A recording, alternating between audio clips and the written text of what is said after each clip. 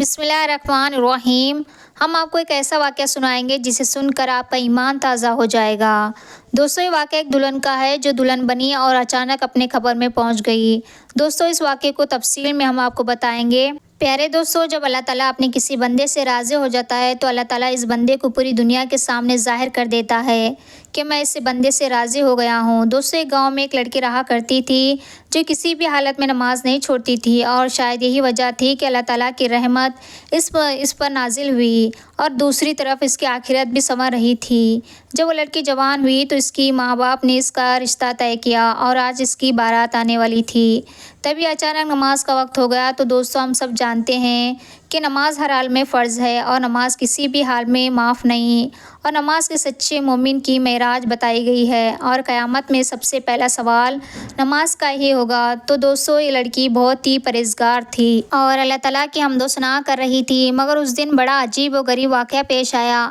وہ جو لڑکی تھی تیار ہو کر بیٹھی تھی، اور اسی وقت وہ میک اپ کے ساتھ سج سنور کر دلہن کے کپڑوں میں بیٹھی تھی، اور جیسے ہی نماز کا وقت قریب آیا تو وہ فوراً اپنی امی کے پاس گئی اور کہنے لگی کہ امی، نماز کا وقت ہو گیا ہے، میں نماز ادا کرنے کے لیے جا رہی ہوں۔ تو اس کی امی بولی، کچھ ہی تو دیر کی بات ہے، ہمارے گھر میں بارات آ جائے گی اور تم وضو کرنے کے لیے جا رہی ہو، اور تمہارا سارا میک اپ ہٹ جائے گا، اور جو یہ خوبصورتی نظر آ رہی ہے اس میں کچھ نہ کچھ کمی آ جائے گی، اس سے تو بہتر ہے تم ابھی نماز نہ ادا کرو۔ لیکن دوستو، وہ لڑکی کہنے لگی، مجھے لوگوں کی کوئی پرواہ نہیں، مجھے باراتیوں کی کوئی پرواہ نہیں، مجھے تو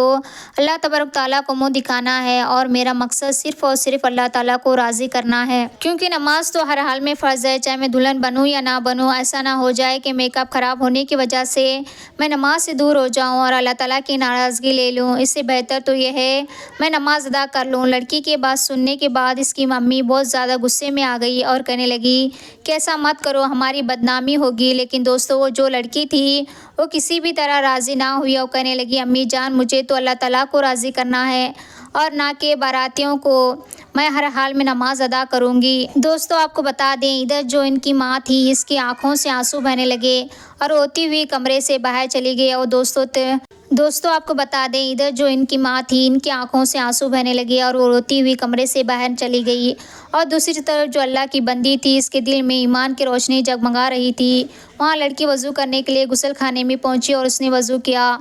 تو دوستو، یہ بات ہم سب جانتے ہیں کہ دلہن کو سج سنورنے میں بہت ٹائم لگتا ہے، لیکن اس لڑکی نے اس پرواہ نہ کی اور اللہ کی رضا کے لیے وضو کرنے چلی گئی، اور وہ وضو بنانے کے لیے تیار ہو گئی، اور اس نے وضو بنایا اور نماز کی ادائیگی شروع کر دی۔ پیارے دوستو، ہم آپ کو بتائیں، اس نے نماز پڑھنے ابھی شروع ہی نہ کیا تھا، اور جیسے ہی اس لڑکی سجدے میں گئی اور جیسے ہی سجدے کی حالت میں اس کی روح قبض ہو گئی تھی، یعنی کہ اللہ تبارک تعالیٰ نے اس لڑکی کو اتنی پیاری موت سے نوازا جس کو دیکھ کر سب حیران رہ گئے۔ پیارے دوستو، ذرا سوچئے گا، اللہ تبارک تعالیٰ کو ہماری چھوٹی سی بھی ادا پسند آ گئی تو ہمارے بیڑا پار ہو جائے گا۔ دوستو، جب موت آتی ہے تو آ کر ہی رہتی ہے، نہ ایک لمحہ زیادہ لگتا ہے نہ ہی ایک لمحہ کم لگتا ہے۔ پیارے دوستو، ذرا آپ بھی سوچئے کہ دلہن نے باراتیوں کی پرواہ نہ کی اور اللہ تبارک تعالیٰ کی رضا کے لیے سجدے میں سر جھکا دیا۔ اللہ تبارک تعالیٰ کو اس کی عبادت اتنی پسند آ گئی، اللہ تعالیٰ نے اسے اپنے پاس بلا لیا۔